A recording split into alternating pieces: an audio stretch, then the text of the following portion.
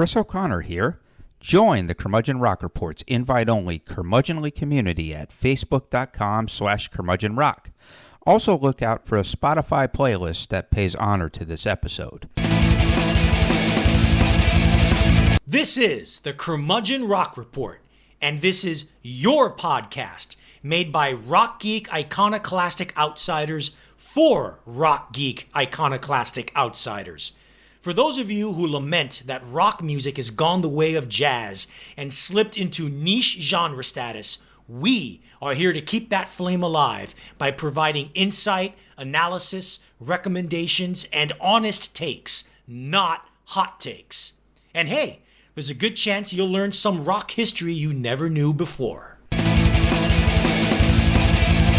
As Oasis reaches the latter stage of their massive worldwide reunion tour, we've now reached the final episode of our 5-part series chronicling 1990s Britpop, the musical movement that launched Oasis. By the end of the 1990s, particularly 1998 through 99, Britpop was pretty much over, with its prime players as well as Britpop-adjacent artists and bands either moving on to new and interesting musical horizons, see Blur, Radiohead, PJ Harvey, resting on the legacies they cemented by becoming legacy acts, see Oasis, Supergrass, Pulp, or just breaking up or on the verge of doing so, see The Verve, Elastica, Sleeper.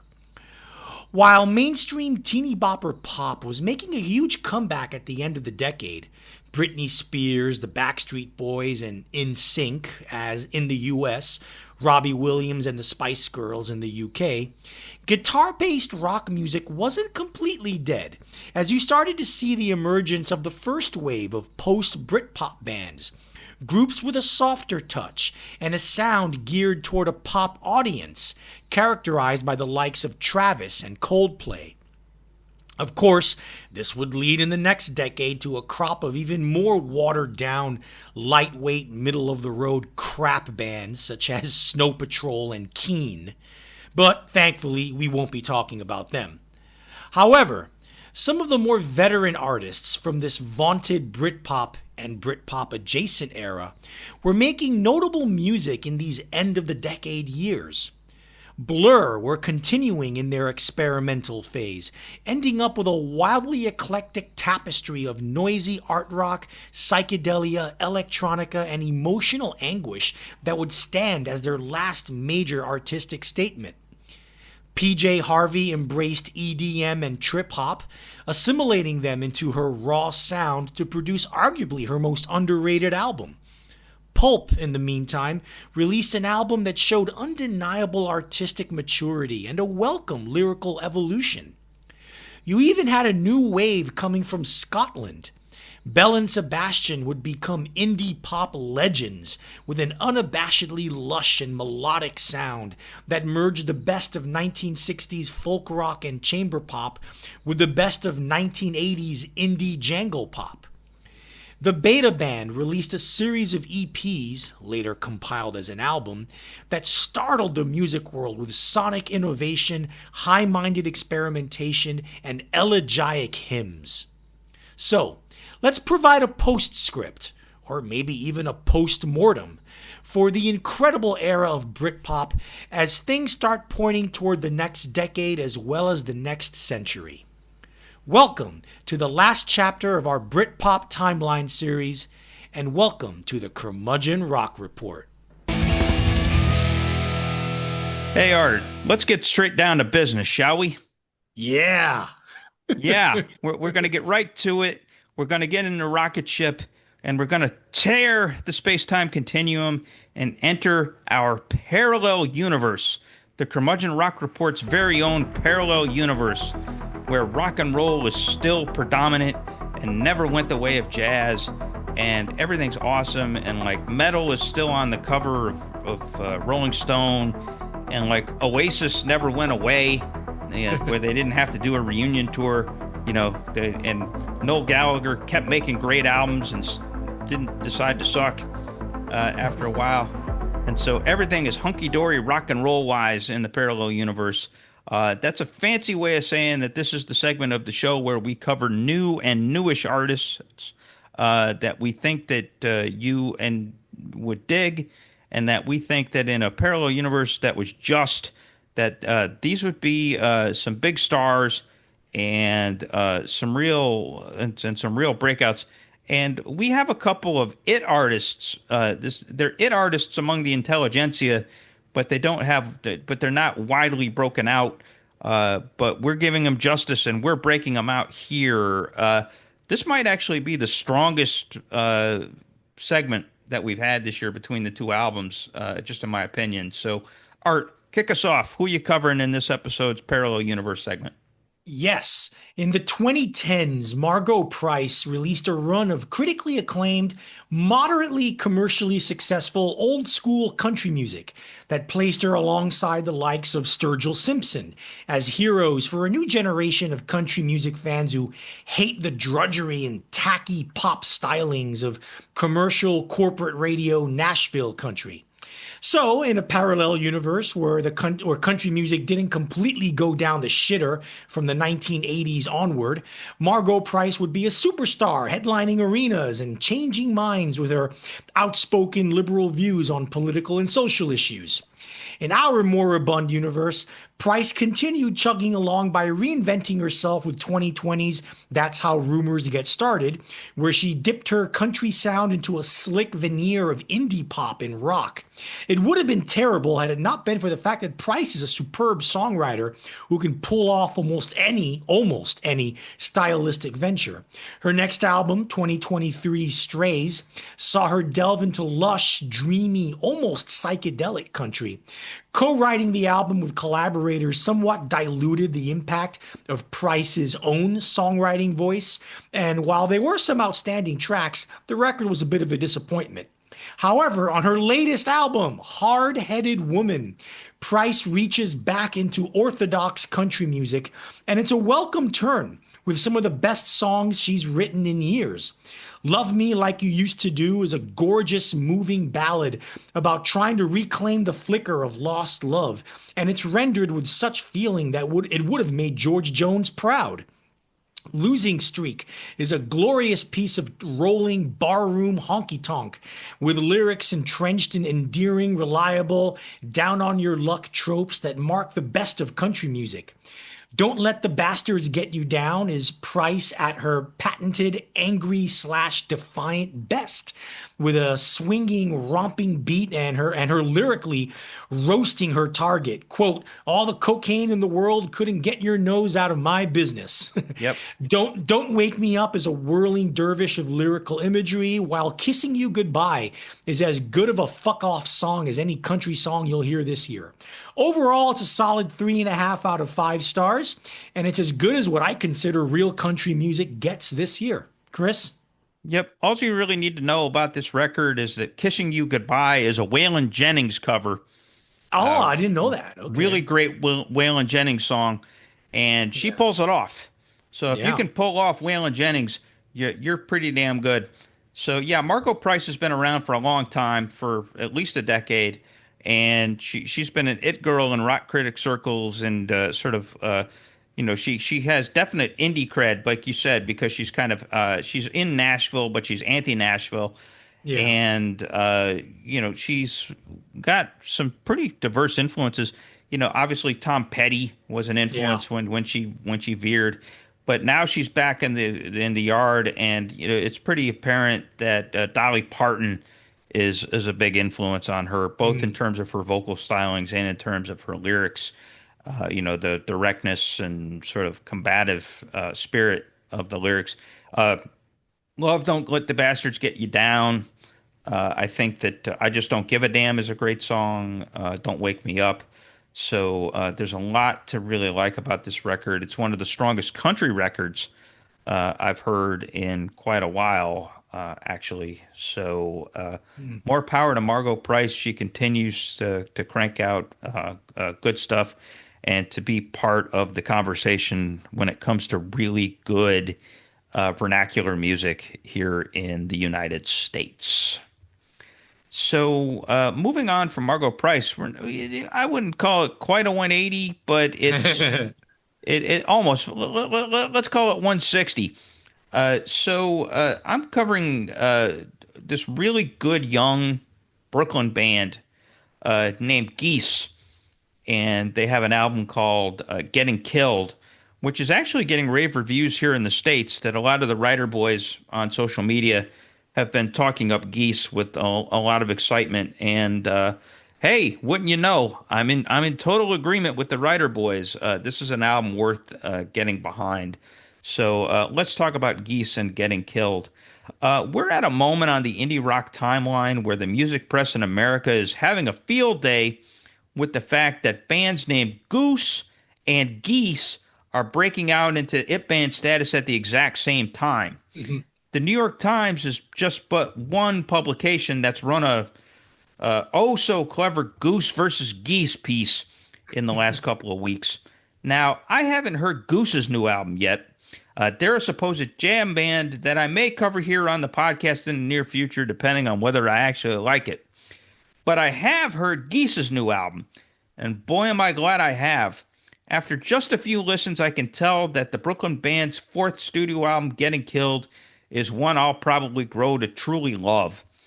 Here is a bold, original art rock quartet, not afraid to take chances and get a little weird. At the same time, they also cook up challenging but exciting and often rocking arrangements. Singer, guitarist, and chief lyricist Cameron Winter is instantly compelling, singing in a dramatically strange voice that evokes Radiohead's Tom York, the Kermit the Frog guy from Canned Heat, and early 20th century crooner Al Jolson. Yeah, it really is something. So, well, imagine that. Winter's lyrics are absurdist and abstract, but occasionally profoundly observant and poignant. In some ways, Geese remind me of early Talking Heads, in that they can find beauty within the off-kilter rhythms and guitar flourishes they serve up. Getting Killed starts with the album's strangest but perhaps coolest song, Trinidad. A siren-like lead guitar line swirls in the background as reggae-inspired rhythm guitar leads the song through an oddly stretched and desperate-sounding melody from Winter that then gives way to a crashing manic chorus that finds Winter screaming about a bomb in his car. A woozy trumpet adds to the unsettling artsiness of that chorus. It took me several listens to appreciate and sort of love this song. You may just experience the same thing. The rest of the album proves to be much more accessible and for the most part truly inspired. Cobra is a straightforward blue-eyed soul nugget. Husbands is a spooky and spare but tuneful mid-tempo rocker that again is surprisingly soulful. The awesomely rollicking 100 Horses thrusts with a guitar-driven energy and contains the fabulously weird lyric, "All people in times of war must go to the circus." The song "Aw Pays Do Cocaine," do as in duh, so "Aw Pays Do Cocaine" is yet another tender soul song that seems like it springs straight from 1974. Its twangy lead guitar line packs an emotional wallop. "Bow Down" is an up-tempo rhythmic juggernaut, jumping and skittering and bursting forth via a quirky riff and an infectious chorus. Album closer Long Island Here I Come is an epic melodic rumbler about exactly what the song title advertises, and in the middle and end sections turns fantastically itchy and enthralling and pounded out with fury by drummer Max Basson. Geese's Getting Killed is now the lead dog in my face-off for best album of 2025, not 1925, 2025, with a slight edge over albums by Big Thief and Wet Leg. In the end, it's the pure sense of adventure that wins me over. To me, it's a must listen for anyone craving truly original rock here in 2025. Go out and seek Getting Killed right now. Arturo, what do you think? Yeah, I like it quite a bit. I really think it's it's really good. I don't quite go as far as you do. I do think the first track, Trinidad, is just cacophonous noise bullshit, and the title track is just awful. With the background vocals and just these offbeat rhythms that don't really gel together. just not a fan of that. But from track 5 onward, Islands of Men, all the way to the end, it's fantastic. And Husbands is a great track too. I love Yeah. the guitar line, and that's probably the prettiest one on the whole record. And yeah, this band is at their best when they keep their songs simple, when they don't stuff their songs with as many arrangements as possible. Yeah. That it suffocates and smothers the song and clutters the mix. They do that on a couple too many tracks, but when they don't do that and when they stay on the rhythm, stay in the groove like they do with most of this record, it's wonderful. It's fantastic. And had they done that more of the tracks on this album, yeah, it'd be way up for me on albums of the year. But as it is, I think it's a really, for me so far, it's a really good 3.5 out of 5 star record. The best 3.5 star record I've heard this year. And it just if they can just, if they would have shown a little more restraint on like the first 3 or 4 tracks, I would have liked it a lot more. But overall, I think it's really good. And I look forward to hearing more from this band in the future. Chris here again. We usually end our episodes by inviting you to join our Curmudgeonly community page on Facebook. Well, we're picking up our efforts there. Know people just as passionate as us about rock and roll? Invite them to join in the fun. You don't actually need our permission to do so. Also, expect to see a lot more content up there moving forward. Our mission is to engage you, so darn it, we'll engage you like a fire hose, or maybe like a firehouse if we're going to give love to Gene Simmons. We may also be making a few offers. Want to wear a t-shirt featuring our logo? You may have that opportunity soon. So be a fellow curmudgeon, help us expand our little community, and share your own musings via your own posts. We're at facebook.com/groups/curmudgeonrock. So, Britpop as a musical and cultural movement was done by the end of the 1990s, but its influence on the next generation of British rock bands to come is undeniable.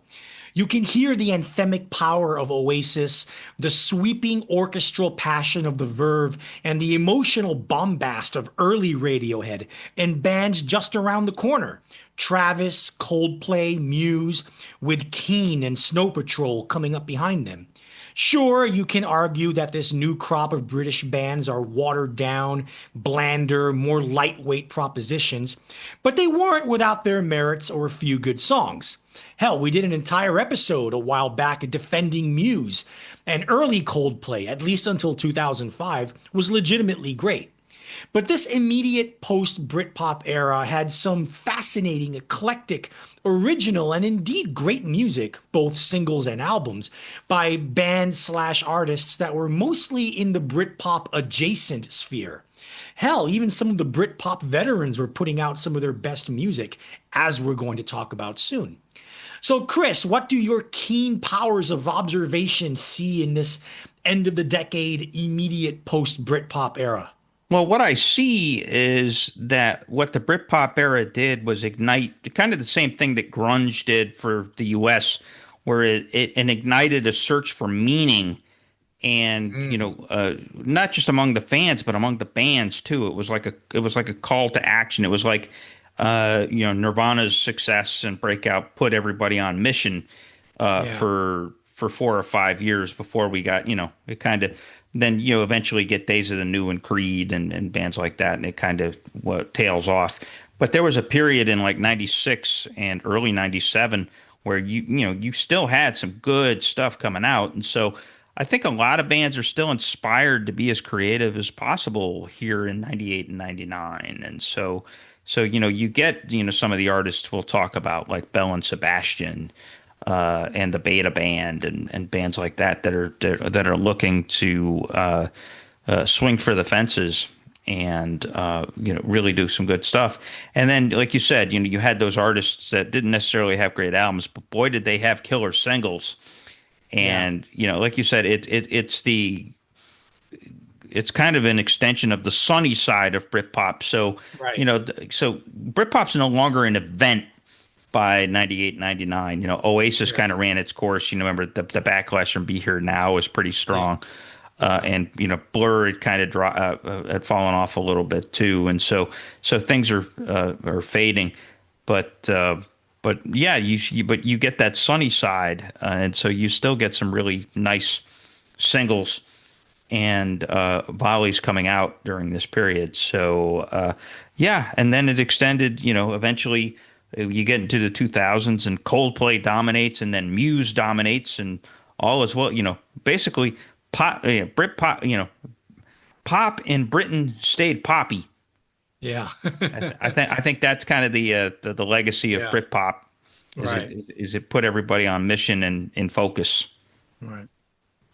All right, so let's go through a very brief lightning round of seminal Britpop and, frankly, mostly Britpop adjacent singles, and of course, awesome Oasis B-sides of the 1998 through 99 period. First, Belle and Sebastian with This Is Just a Modern Rock Song from 1998. Coming from Glasgow, Scotland, Belle and Sebastian's sweet, seemingly mellow, twee indie pop with strong currents of 1960s folk rock seemed to be the antidote to the bombast and relentless sunny optimism of most Britpop. Yet their lush melodic sensibility and gorgeously catchy songs really put them as a Britpop adjacent band. After a couple of critically acclaimed EPs and their much beloved 1996 album, If You're Feeling Sinister, Belle and Sebastian gained worldwide critical adoration with the masterpiece album they put out in 1998, which we'll discuss soon enough. But that year also saw the release of their EP, This Is Just a Modern Rock Song. EPs count as singles on the UK charts, so that's why we're discussing it as a single. And the title track of that EP is one of the band's most glorious moments, starting slow and tender, slowly picking up momentum and ending with an exquisite string-driven crescendo and soaring chorus. It's the kind of moving pop rock that the likes of Suede and Pulp promised to deliver, but rarely did. Chris? Yeah, with a song title like that, you would expect something jauntier or janglier. Yeah. But here, Stuart Murdoch and company play against type, and they go for solemn tunefulness. So this song it's really lovely vocal from Murdoch, and it's a tense but gorgeous song that builds into something grand. Like I said, it starts off kind of soft and just really pretty, and then it builds and gets prettier. Like the trumpet that comes in halfway through and kind of drives the second half of the song is really, really nice. And then obviously there's the strings, and then lyrically it's kind of an accomplishment too, because it has that kind of Dylan choruslessness style to it, where most of the verses are about a relationship gone wrong, but then it ends with a 5-verse moral to the story, where it gets kind of meta, and it kind of gets a little detached and gets a little darkly humorous. And almost like commenting on the story that came before it. So Which makes it a modern rock song. yeah. And so there you go, thereby making it a very clever accomplishment on the behalf of these Scots, or these Scotsmen. Yes. Or And women too. Scots people. Scotsmen and Scotswomen. Yep. All right, next. Oasis with The Fame, B-side to All Around the World from 1998. This period marks the end of Oasis's great run of albums and singles, and while the all-time great songs weren't pouring as effortlessly out of Noel Gallagher as they used to, he was still knocking out some gems during the Be Here Now era. This is another sturdy B-side that rocks, rolls, and has a really catchy melody, at least I think so. Chris? Yeah, this is the case of a B-side that's way, way, way, way, way, way, way better than its A-side. I mean, seriously, why the fuck wasn't this song on the album? I mean, it's better than just about everything on Be Here Now. I mean, it's a bash out with a strong melody, maximal as all get, and it's kind of odd in the sense it's a joyous sounding tune about the miseries of being famous. Feels very lived in and weary in Noel Gallagher's vocals. In the song, but it just rocks balls. Should have been on Be Here Now. Yeah, I agree. And maybe this one too. The next one, Flashbacks with an X. The other B-side to All Around the World from 98. Yet another Oasis B-side that should have been an album cut. This stately mid-tempo rocker has a killer chorus and one of the sturdiest Noel vocals of all the Be Here Now sessions. Chris? Yeah, I'm not as enthusiastic about this song. I think it's moodier and weirder than the Yeah, other Oasis sure. B-sides that we've covered. Mm, And mostly those songs are all like expressions of joy, yeah. either really pretty or just really glorious.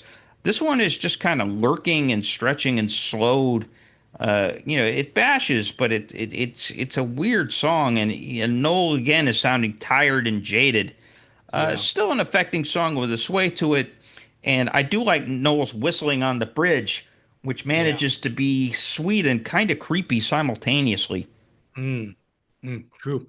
Next, Earl Brutus with Teenage Opera, the B-side to Larky from 1999. As we said in the previous episode of this series, Earl Brutus is one of the great lost 1990s British bands, at least as far as killer singles go. This song here, which is actually a B-side and should have been a single itself.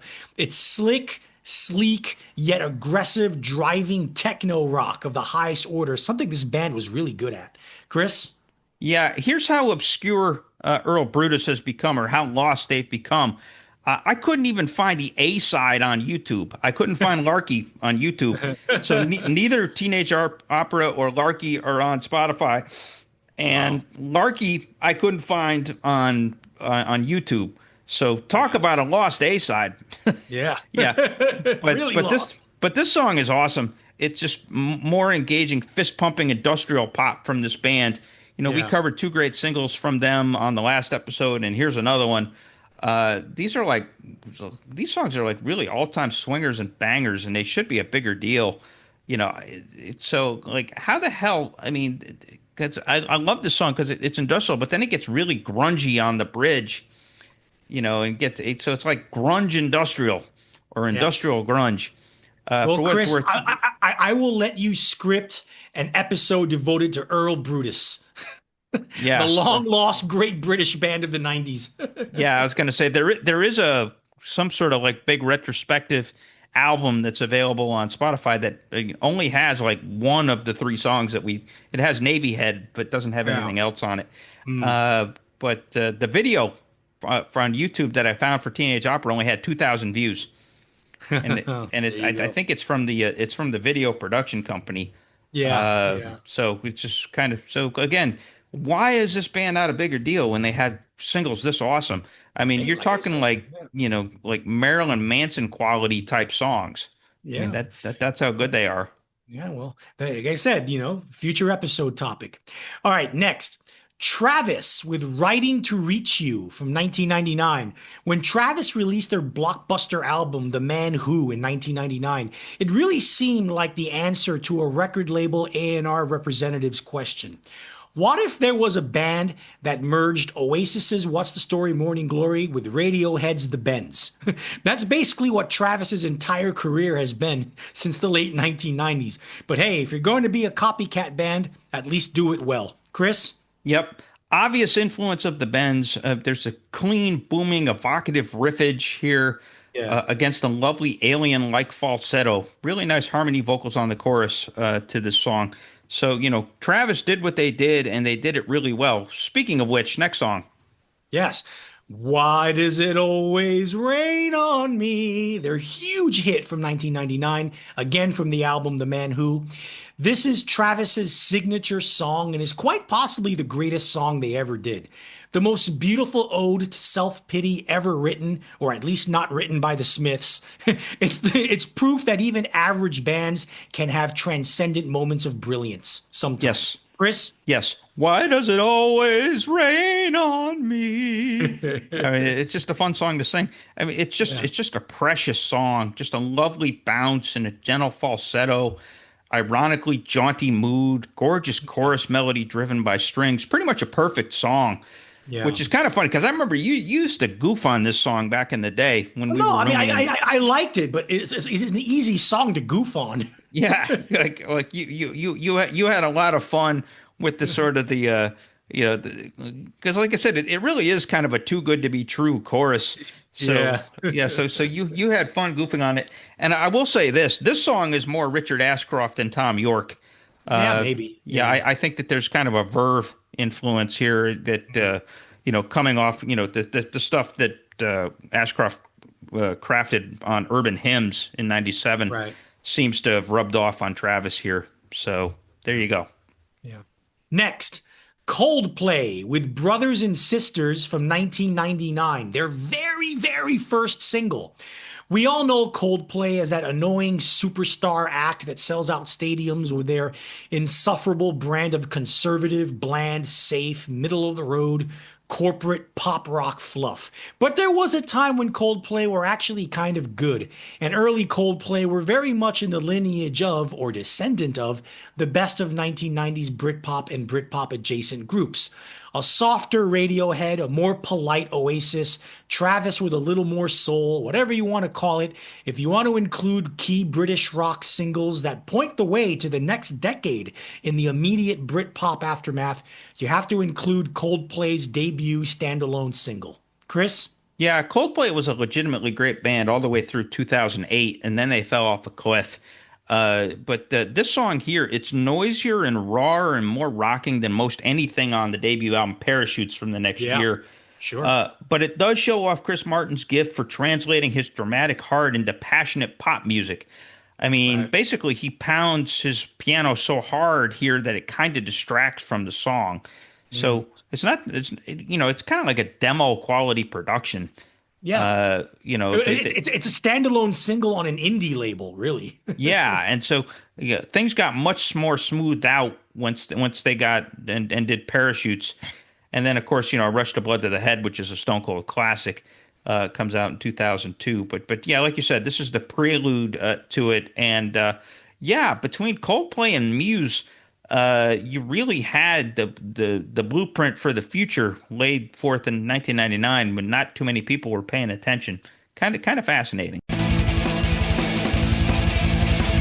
On this episode, we ended our Britpop timeline series by providing a postscript that covered the last couple of years of the 1990s. For the next episode, we're going back to standalone episodes and delving into the career of one of the most important, legendary, and influential bands the American underground ever produced, Fugazi. After the demise of the legendary hardcore punk band Minor Threat, singer-guitarist Ian MacKaye took several years to get his next band together. But when he did, by the end of the 1980s, what was unleashed on the world was perhaps the most singularly, endearingly, uncompromisingly anti-commercial, anti-corporate rock band in history. They didn't make videos or singles and refused to sign to a major label no matter what. They managed themselves, they did their own publicity, they booked all their shows and tours themselves, they acted as their own road crew, they mostly played venues that had nothing to do with corporate ticketing agencies, and they insisted that all their shows were for all ages audiences while capping all ticket prices at under $10. They were a paragon of truly indie virtue, and their socio-political activism was an inspiration in their time and for every generation of indie rock lovers and fans up to this day. Of course, none of this would have resonated as much if their brand of fierce, passionate, innovative post-hardcore rock didn't make such a massive musical impact and have an influence on countless ensuing generations of bands and artists. Join us next time as the Curmudgeon Rock Report brings you Fugazi, a Legacy. All right, now we do a breakdown of key Britpop and Britpop adjacent albums of this post-Britpop, end of an era, post-mortem, 1998-99 era. The first one, Belle and Sebastian, the boy with the Arab strap. Belle and Sebastian are now seen as legends of UK indie pop, and it seemed that their run of strictly and critically acclaimed, sorry about that, EPs and albums from the previous 3 years all led them to this moment, their star-making turn that cemented their status. Hitting number 12 in the UK album chart, The Boy with the Arab Strap was also their international breakthrough, both critically, massive, and commercially with respectable sales. And it's easy to hear why. It's a tour de force of exquisitely crafted pop songs, showing a dazzling range of styles, sounds, and arrangements, with deeply affecting lyrics that run the gamut from emotional depth to cleverly arch. Isabel Campbell's dreamy vocals guide the lilting, gentle surf pop of Is It Wicked Not to Care, while the lush, soaring beauty of Seymour Stein may be the prettiest song ever written about a record label executive. Sleep the Clock Around skips along like The Cure's mid-1980s post-punk pop, and Dirty Dream Number 2 is essentially Motown done by Belle and Sebastian in blue-eyed soul band mode. The title track is bubblegum pop raised to the heights of celestial beauty, while the roller coaster ride ends the album in gorgeous, hypnotic, folk rock mantra fashion. Not only is it one of the best albums of the entire 1990s, this, as far as I'm concerned, is a surefire entry as one of the 500 greatest albums of all time. Chris? Here's the thing with this album for me. When I was 23, I didn't get it.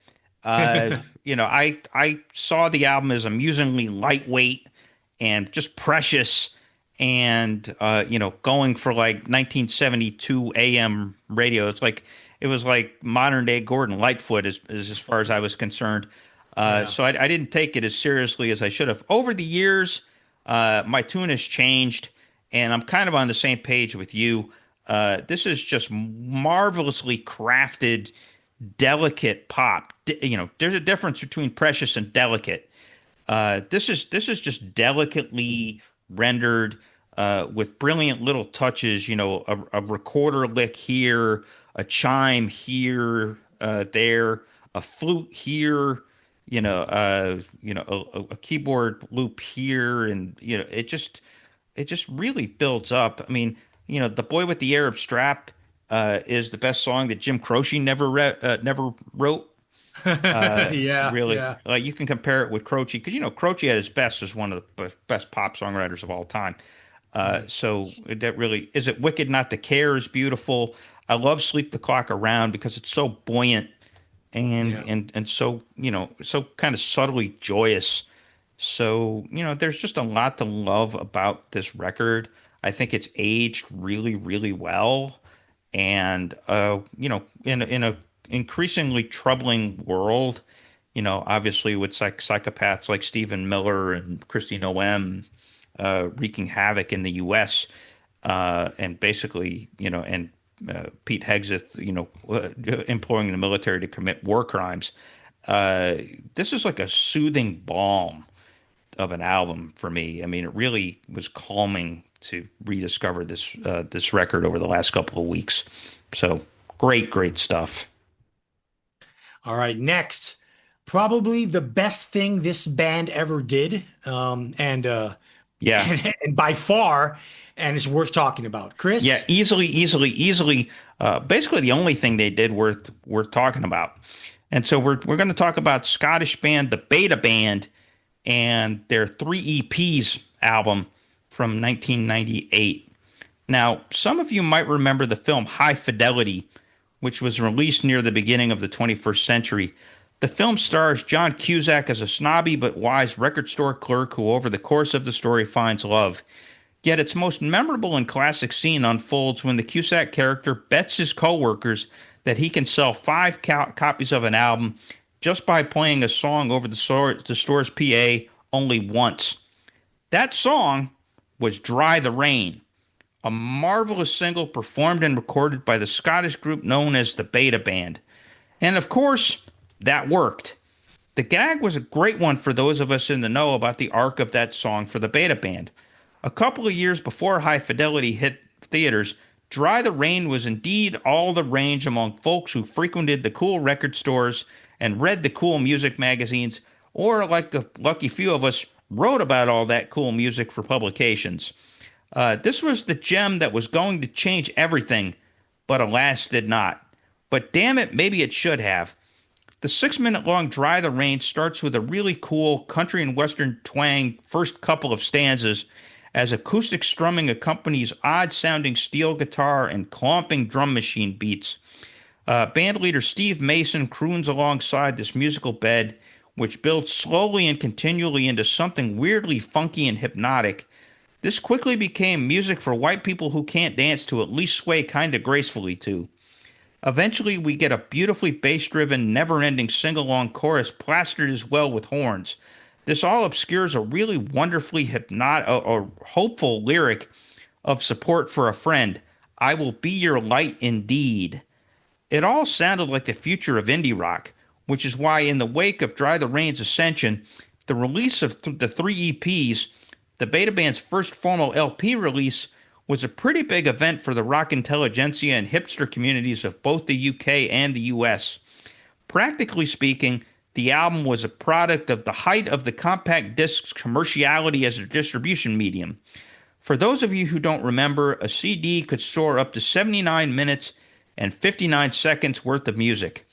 The Beta Band, prior to falling headlong into this buzz territory, had released 3 4-song EPs in the UK, Champion Versions, The Patty Patty Sound, and Los Amigos del Beta Bandidos. Their collective runtime totaled 78 minutes and 12 seconds. So hey, why not introduce this band to the larger world by sticking all of their input onto one disc and charging $19 for it? Sounded good to Regal and Astralworks, the band's new labels. And so it was. The experimental Beckhansonian edge of Dry the Rain is available and then some on the rest of the 3 EP's sprawling contents. Most notably to me, there's the Dust Brothers influenced grooves, slinks, squonks, and chimes of B&A. Originally released as part of Champion Versions, here as on Dry the Rain, original bassist Steve Duffield is given the opportunity to shine. Duffield was the star of Champion Versions, the only one of the EPs he played on before quitting the band. Naturally, the bass lines from the Patty Patty Sound and Los Amigos del Beta Bandidos aren't quite as prominent as the Beta Band became more fervently committed to melding folk rock with dance rock, with particular emphasis on electronic effects and percussion to divide depth and texture to these songs' acoustic guitars. Inner Meet Me from the Patty Patty Sound makes great use of the space around the strumming, making what amounts to white boy folk noise oddly funky and delicious. Also from the Patty Patty Sound comes the ultra weird but ultra cool 16-minute slow burner Monolith, on which tape loops of Mason's voice and kooky sound effects surround a deliberately pulsing 2-note electric piano riff, which eventually gives way to a fuzzy bass line and then lightly stomping drums and congas, and all the while, even more electronic noise and keyboard swirls, and also some nonsense chanting vocals at one point. Basically, the composition is a stoner's delight. The best of these 3 EPs, it turns out, was the final one in the running order, Los Amigos del Beta Bandidos. It's also the shortest. Go figure. Push It Out is an eerily chanted bopper of a tune that features some lovely piano and acoustic guitar jamming that accentuates the song's rhythm. The resulting production and mix are engrossing and beguiling. It's Over builds along an upright bass riff and a tambourine-driven beat before dissolving into a bed of electric guitar notes, chimes, and whistles, giving the song an overall off-kilter jazz feel. Dr. Baker features an achingly haunting, echoing vocal, another tribal chant, which is bolstered by mystery-inducing noirish piano. Similarly, Needles in My Eyes, the full album's closing track, also grounds itself in mystery and odd beauty as the band employs a Middle Easternish organ loop to build an engagingly melodic 4-minute jam of a song. Ultimately, Dry the Rain was the Beta Band's lightning in a bottle. The 3 EPs is definitely an adventurous listen and one I recommend you add to your music library, but nothing else on the record approaches the tunefulness or the joyous spirit of this all-time masterpiece of a rock single. The band made a hell of an intriguing noise, though, which is enough to make the three EPs a modest commercial success in the UK. And the album had its biggest moment in the US after High Fidelity became a box office hit in 2000. The collection did well enough that Astroworks rushed the band into the studio to record their first real LP, a self-titled album that hit shelves in June of 2000. Frankly, that album is half-baked and an embarrassing mess, a towering monument to unfocused nonsense bullshit. The beta band's moment of stardom vanished quickly soon after, and the band held on for two more albums before breaking up in 2004, due in large part to being more than £1 million in debt. But again, we'll always have Dry the Rain and the three EPs, a truly inventive slice of rock and roll experimentation. Arturo? For the record, the first full-length beta band album came out in June 1999, actually. I meant to say 99. Whoops. Yeah. Okay. Just capitalize on the success of the three EPs. I love 1999 is what I meant to say. So thanks. Yeah. The three EPs, I love it as well. One thing about the beta band, and you alluded to it earlier in your talk up of the album. I always saw the beta band, with their their startling eclecticism and their stylistic diversity and how they can jump from one genre to another, sometimes within the same song, all with a base of like folk and kind of sort of blues. To me, they were the British answer to Beck. They really were in a lot of ways. The long-awaited British answer to Beck. And ironically enough, for a band that admittedly were defiantly anti-Britpop, whenever they got down and did conventional songcraft kind of songs, like Dry the Rain, Dog's Got a Bone, and Needles in My Eyes, they sounded a lot like the mellower side of Oasis and The Verve, maybe even a little bit of Radiohead. So even though they were, like I said, they were very staunchly anti-Britpop, they were kind of influenced by it a little bit in their more conventional songs. But that doesn't take anything away from the bigger picture and how unique and original and, like I said, stylistically, thrillingly diverse they were, and how they made experimental, at least on the three EPs, they made experimental noise sounds sound tuneful. And that's that's a great gift and a great talent that they had, at least at least for like a 2-3 year run of in the 1990s. So for sure. Okay, sure. The next album here, Pulp with This Is Hardcore from 1998. Up until this album, I've always perceived Pulp as an overrated band with a handful of great singles and nothing more. But after the huge commercial and critical success of the 1995 album Different Class, fame and the decadent lifestyle of a celebrity must have had a profound effect on lead singer and main songwriter Jarvis Cocker. Before, for the most part, his artistic persona of ironic nerd meets creepy voyeur reeked of contrived shtick. Aside from the passion he demonstrated in the classic single Common People, I never felt as if Cocker was actually speaking to people or to me. However, I suppose a song cycle about the pitfalls and downfalls of fame and the hungover aftermath of a life lived a little too far on the edge allows for more genuine soul-searching, introspective reflection, a more mature lyrical perspective, and more importantly, honesty. This is the album where Cocker finally grows up and lets us, the listeners, inside his surprisingly tortured world. Musically, it's a cross between David Bowie and Roxy Music's glam rock era stylings and the edgy, artsy lounge pop of late 1960s, early 1970s Serge Gainsbourg. It was a welcome change of pace at the time of its release, and over time, it's aged, no pun intended, because that's one of the Help the Aged is the name of one of the singles. It's aged as Pulp's finest album, in my opinion, anyway. Chris? Yeah, I'm pretty much in agreement with you. I've never been a huge Pulp fan. I found them like way too snarky for their own good, and Jarvis Cocker was just incredibly annoying for most of Pulp's run. They were a good singles band. The singles from His and Hers and from Different Class were all very strong and all very tuneful and all basically events. But here on This Is Hardcore, I think, like you said, I think Jarvis Cocker, in getting famous, inherited a sincerity that he didn't have before then, and it really benefits the record. Gone is the '80s influence from from His and Hers, and even parts of Different Class. And here is sort of a more fully realized vision. Lots of good songs. The Fear is a great song that leads off the album. Help the Aged is a fun little ditty.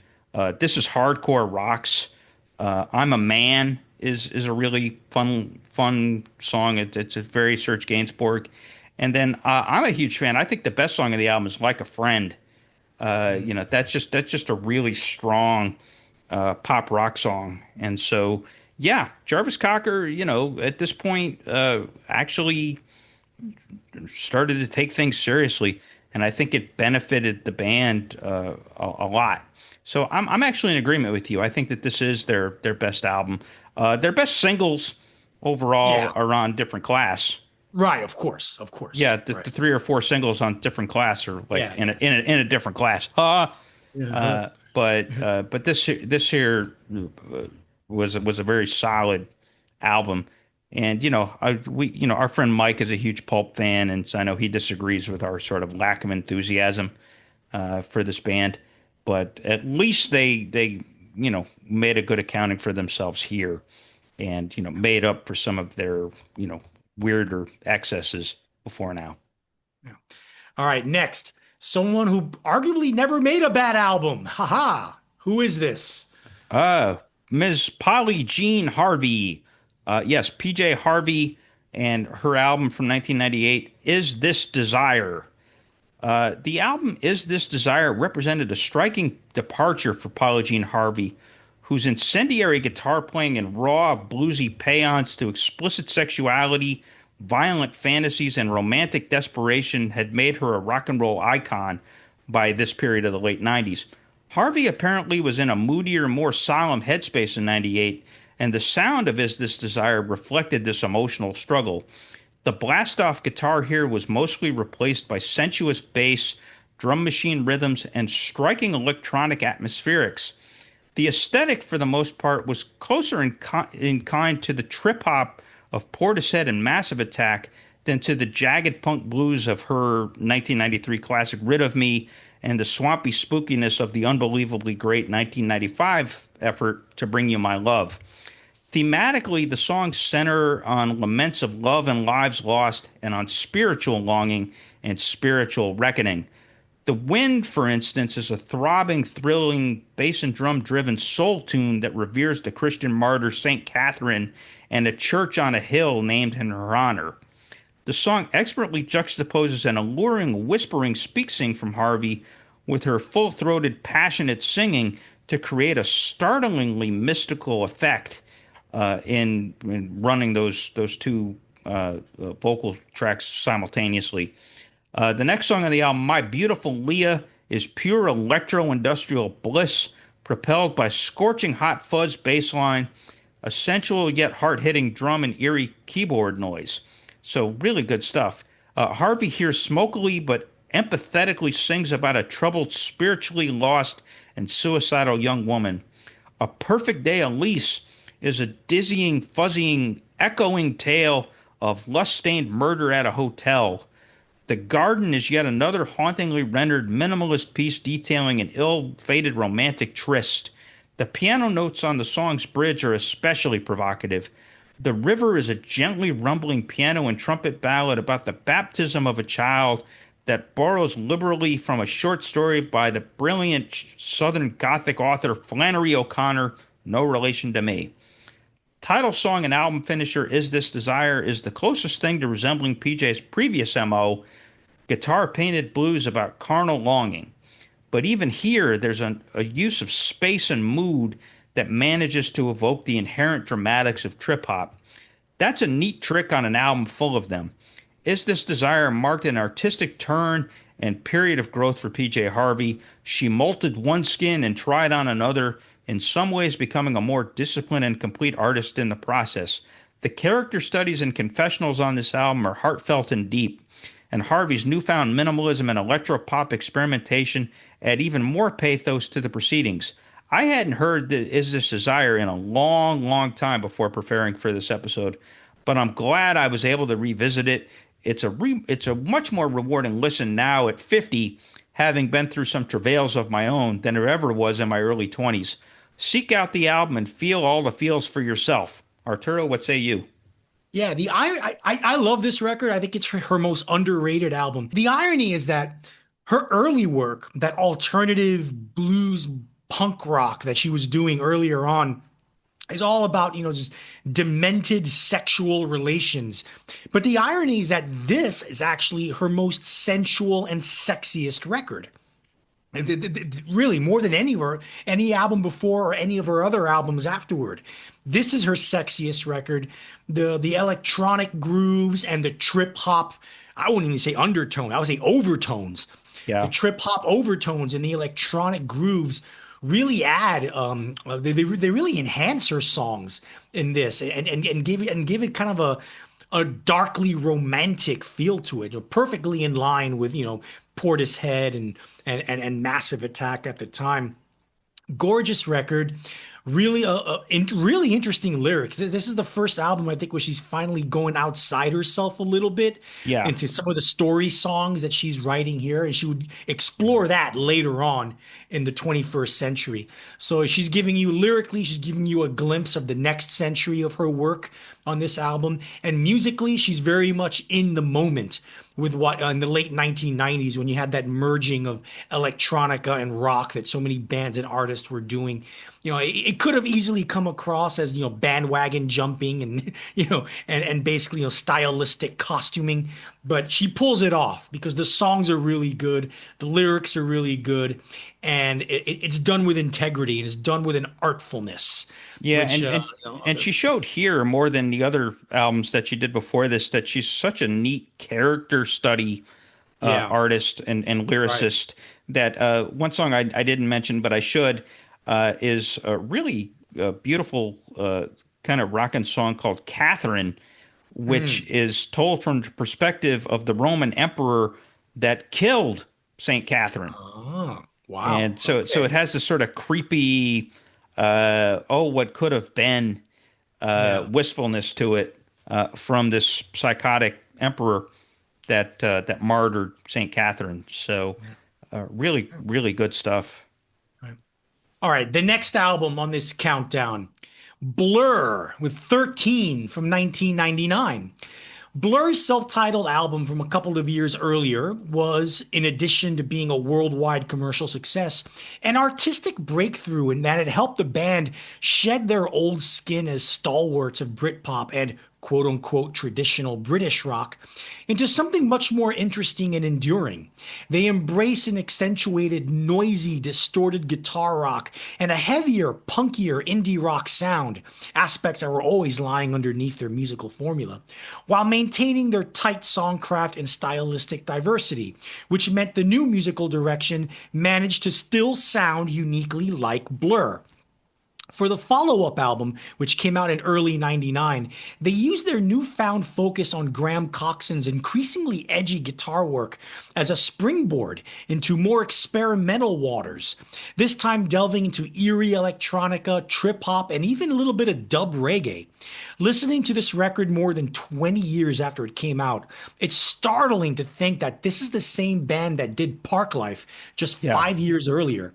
Such is the nature of the album's uncompromising sonic textures, moody atmospherics, controlled chaos of noise and distortion, and frankly, outsider's subterranean sensibility, that it bears mentioning that this record came out 1 year before Radiohead's Kid A, meaning 1 year before Radiohead took experimentalism in rock to the furthest reaches of the stratosphere. Blur beat them to the punch. Fist-pumping, bash-out rockers still abound on the album, with the likes of Bugman and Bluremi, Bluremi, while the swinging, coxswain-sung power pop of Coffee and TV demonstrate that the band hadn't completely abandoned pleasing the audience. Yet the stylistic and sonic detours are what stick to the listener's mind. You have the creepy trip hop of Trailer Park. You have the gorgeous blue-eyed gospel soul of Tender, arguably Damon Albarn's most powerful and moving moment as Blur's main songwriter and lead singer. You have the amalgam of hip-hop beats and sampled instrumentation of Trim Trab, which points the way to Albarn's future work with Gorillaz, at least until Coxon's guitar comes crashing in at the end to transform the track into something akin to electro grunge. You have the disorienting, off-kilter yet hypnotic groove of the guitar-heavy swamp rock of, well, Swamp Song. Whereas the previous album was noisy, punky indie rock, this one is full-on art rock. And it's a tour de force of an art rock album to boot. This would be the last album the band made with Coxon before he left to focus on a solo career and eventually coming back to the group in 2015. But more importantly, it's the last album where Blur made a defining, cohesive artistic statement that really serves as an exclamation point to their decade-long run of brilliance. Chris? Yeah, this album, I think it's an extension of the freedom that they gave themselves when they made the self-titled record. Remember, because they kind of washed out at the end of 1995 when they got their asses kicked by Oasis, and so it was kind of a wake-up call. And so with the exploration of American indie rock and some of the trip hop stuff and all of that, here they kick it up, like you said, even a further notch, and that's a good call. This is an art rock record. Like Bugman is cool. You know, it's got all that weird ass, almost industrial like guitar effects going on to it. Swamp Song is really cool and is aptly named. Mellow Song is actually interesting too, because it starts out really, really mellow and then it kind of blasts off halfway through. I like Trailer Park. Again, like you said, that's kind of a precursor to Gorillaz. So yeah, lots of really good stuff on this record, and I think this is more whereas the self-titled record was more of a Coxon achievement. This one is definitely a Damon Albarn achievement. I think there's a lot of like songs like No Distance Left to Run and Tender. I mean, he's really getting more introspective than he ever had. Remember, on The Great Escape, he's playing characters that, sad sacks that, can't escape their life.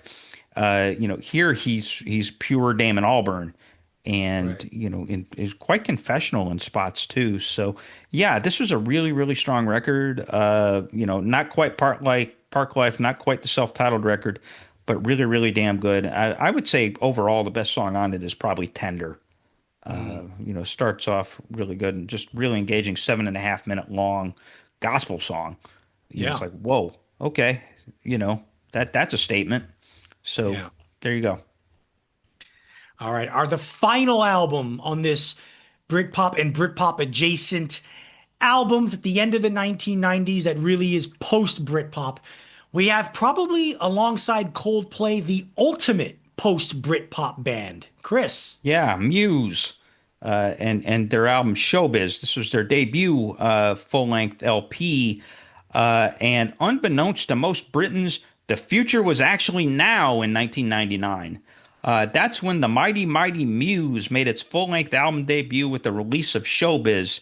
The timing of the release actually was less than ideal for a band looking to make a strong first impression, because Radiohead was the band of the moment overall in the late 90s in the UK.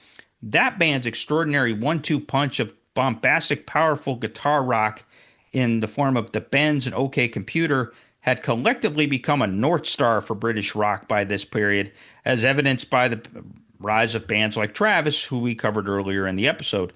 Muse's own bombastic rock opera worth bent inevitably drew comparisons to Radiohead, but Muse definitely had its own thing going on. Bandleader Matt Bellamy's compositions and lyrics were more straightforward and less abstract than those of Radiohead frontman Tom York's. Muse possessed an emotional epicness and sonic maximalism that even at this early stage, few other bands could touch. Bellamy also wore his love for theatrical and progressive rock from the 1970s on his sleeve. Queen and Rush, two of the least subtle bands ever to walk the earth, were obvious influences. There also was a touch of early Elton John in the earnestness and depth of Bellamy's melodies. Muse, though, managed to be even noisier and wilder sonically than those artists. The songs on Showbiz bear this out.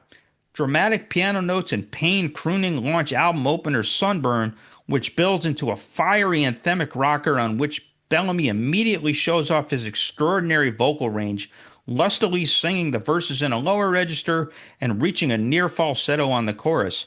The remarkable Muscle Museum features a striking and eerie reggae-influenced keyboard and bass intro from which Bellamy segues into a passionate rocking power ballad.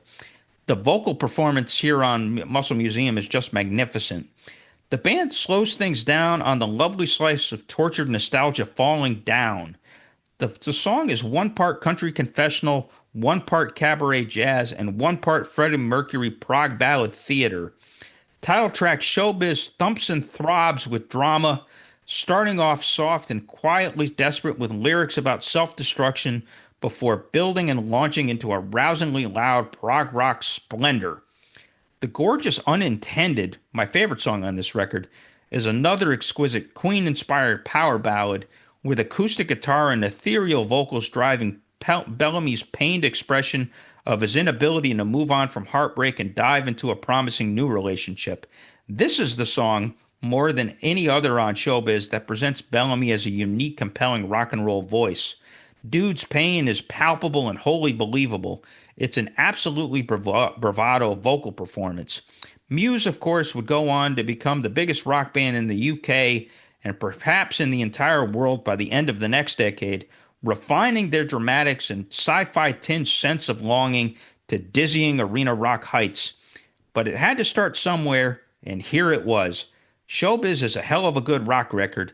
The few folks who were paying attention to Muse in 1999 knew that Matt Bellamy was a shining star, and the subsequent years proved them right absolutely. Right, Arturo?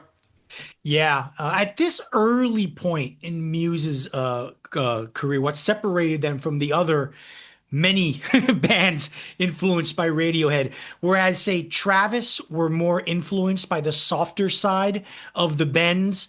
With them, it was more Fake Plastic Trees and High and Dry. Muse are more influenced by the heavier side of the Bends, Like more Planet just. Telex. Yeah. And Planet Telex and My Iron Lung, and of Yeah. course, the whacked out stuff on OK Computer.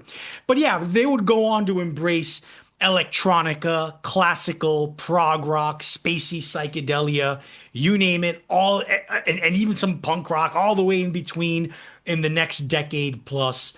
And they would be, yeah, you said they'd become one of the biggest bands in the world. But it's really fascinating to hear Muse at this stage because, yeah, you can hear the Radiohead influence. It's obvious. But there's more to it than that. And they're already inserting a little bit of Queen in their influence, which they would really blow up big in later years. Yeah, and then they're doing really quirky stuff like Muscle Museum, which is just a really wholly original song. Yeah, totally. So yeah, so this band wasn't quite, the Radiohead wannabes. They never were really. No. That their critics made them out to be. Just listen to it. Listen carefully to it. Yes, the influence is there, but it doesn't overwhelm their music. There's more to their music than just that influence. And it really is. And I think for more than anything, the Radiohead comparisons mainly come down to Matt Bellamy's voice. Well, At least early in his career, he could not help not sounding like Tom York.